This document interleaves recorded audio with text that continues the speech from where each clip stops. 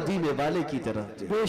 नबी पाक सल्लल्लाहु ताला अलैहि वसल्लम के अखलाक से बढ़कर किसी के अखलाक है नहीं, उनसे बेहतर किरदार किसका हो सकता है।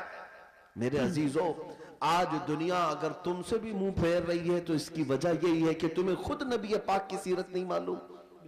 एक मैं अपनी बात बताता हूं तजुर्बे की।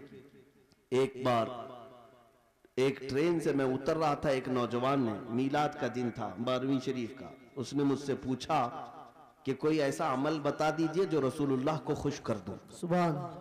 रबीउल अव्वल शरीफ में आप भी कुमकुमे लगाते होंगे, सजाते होंगे ना गलियां, जुलूस भी निकालते हैं, सारी चीजें करते हैं, लेकिन कुछ काम और भी हैं तुम्हारे जिम्मे।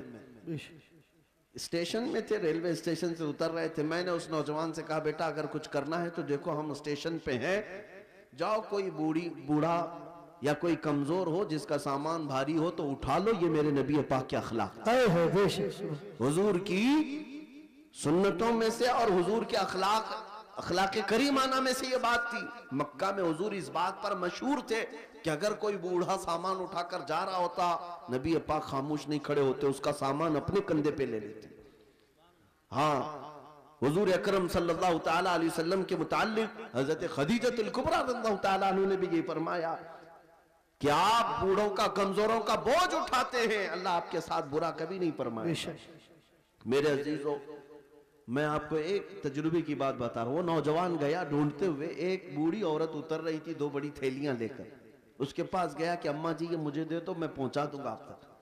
पहली बात में जाहिर सी बात है अजनबी को कौन सामान देगा। उसने मना किया कि भाई छोड़ दो, मेरा सामान मुझे ले जाने दो। वो नहीं दे रही थी, इसने जिद किया कि मुझे दे दीजिए। वो खातून कहने लगी पहले ये तो बता तू कुली है या सामान उठाने वाला है, ड्रेस से तो नहीं लगता, कहीं मेरा सामान उठा के भाग गया। उसने हकीकत बताई, अम्मा जी बात यह है कि आज 12 रबीउल अव्वल है, सुभान, हमारे प्रॉफेट मोहम्मद सल्लल्लाहु ताला अलैहि वसल्लम का जन्मदिन है, और हमारे नबी पाक सल्लल्लाहु ताला अलैहि वसल्लम बूढ़ों का और कमजोरों का बोझ उठाते थे। उनकी ये आदत थी, मैं चाहता हूं कि उनकी वो अदा पर मैं अमल करके उनको खुश कर दूं। सुभान सुभान। उस औरत के दिल पर ये बात लगी। वो नॉन मुस्लिम थी, नॉन मुस्लिम थी। उसने सामान उठा लिया, जहां तक जाना था वो खातून के साथ गया, टैक्सी किया और भेज दिया। नंबर शेयर कर लिए थे, वो औरत चली गई सामान लेकर। मेरे अजीजों, 6 महीने गुजर गए इसी तरह से। वो नौजवान मुझसे कहता है कि मुझे तो खबर